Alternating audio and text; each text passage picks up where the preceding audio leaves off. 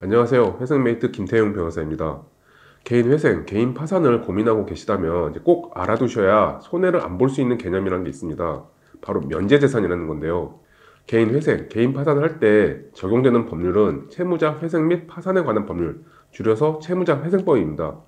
그런데 이 채무자 회생법에 면제재산이라는 것을 규정하고 있습니다. 그럼 뭘 면제하느냐? 개인 회생, 개인 파산을 할 때 가장 먼저 기본적으로 확인하는 것이 뭘까요?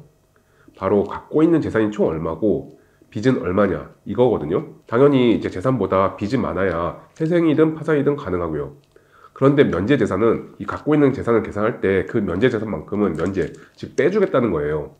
이게 왜 중요하냐면 개인 회생을 할 때 가장 중요한 게 청산가치 보장, 즉 갖고 있는 재산, 그 청산가치 이상은 갚아라 이건데, 면제 재산이 반영되면 이제 갚아야 되는 총 변제금이 이제 줄어들게 되고, 그러면 월 변제금도 줄어들고, 그럼 변제 기간도 안 늘어날 수 있다 이거거든요. 그러면 면제 재산에는 이제 뭐가 있느냐? 우선 압류할 수 없는 재산은 면제 재산입니다.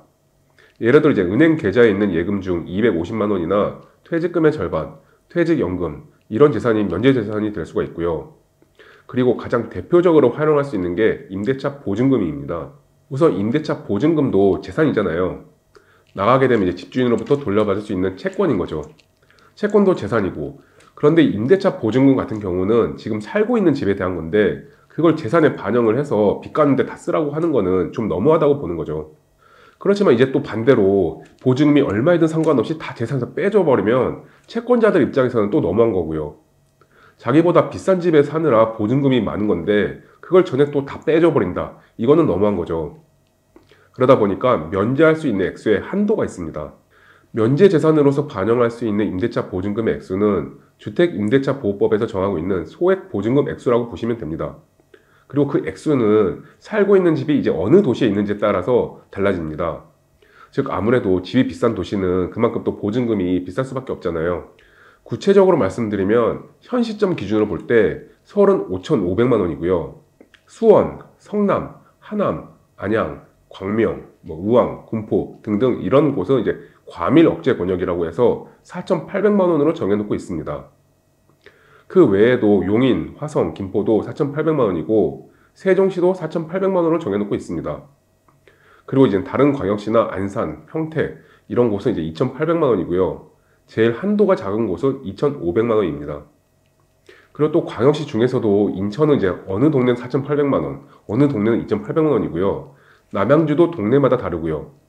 따라서 지금 살고 있는 집이 어디인지, 그에 해당하는 면제 금액은 얼마인지 이런 것들도 다 꼼꼼하게 따져봐야 됩니다. 좀 더 알기 쉽게 이제 예를 한번 들어볼게요. 수원에 살고 계신 분이 이제 개인 회생을 신청했어요. 그 집 보증금이 이제 4천만 원이에요.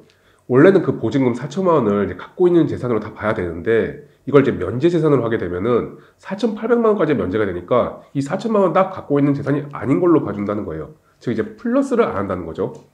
만약 그 수원에 사시는 그분이 이제 보증금이 8천만 원이에요.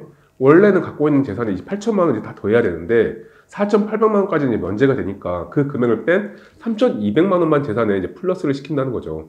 결론적으로 정말 간단하게 요약을 하면 내가 개인 회생을 한다.